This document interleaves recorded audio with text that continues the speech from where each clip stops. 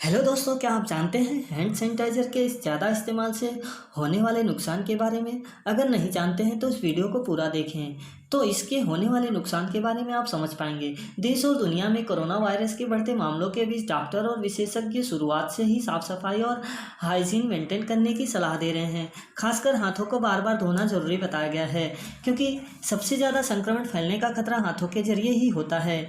साबुन या hand wash से हाथ धोने के लिए पानी जरूरी है, और खासकर कार्यस्थल में या सफ़र में बार बार वॉशरूम जाना संभव नहीं है। ऐसे में लोग हैंड सैनिटाइज़र का ज़्यादा प्रयोग कर रहे हैं, लेकिन हद से ज़्यादा इसका प्रयोग भी सेहत को नुकसान पहुंचा सकता है।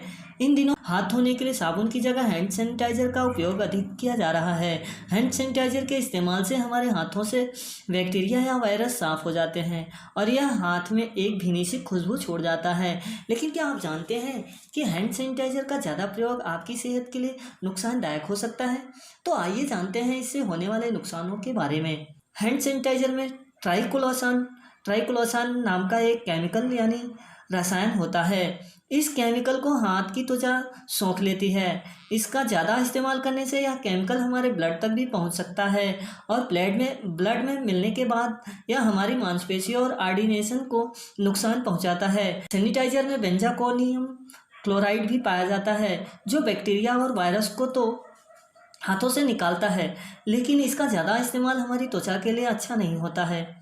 कई लोगों को सैनिटाइज़र से त्वचा में जलन और खुजली जैसी समस्याएं होने की भी समस्या हो सकती है। सैनिटाइज़र के फैथलेट्स नाम का केमिकल होता है, जो खुशबू के लिए प्रयोग किया जाता है। जिस सैनिटाइज़र में इसकी मात्रा ज़्यादा होती है वह हमारे लिए नुकसानदायक हो सकता है।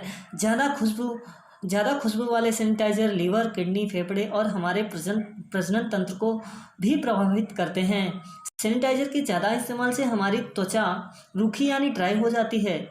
वहीं कई कंपनी के सैनिटाइज़र में अल्कोहल की मात्रा ज़्यादा होती है। ऐसे में बच्चों द्वारा इसका इस्तेमाल करने के दौरान मुंह में जाने से और ज़्यादा नुकसान पहुंचा सकता है। कुछ रिसर्च इसे बच्चों की इम्यूनिटी पर बुरा प्रभाव करने वाला भी बता चुके हैं।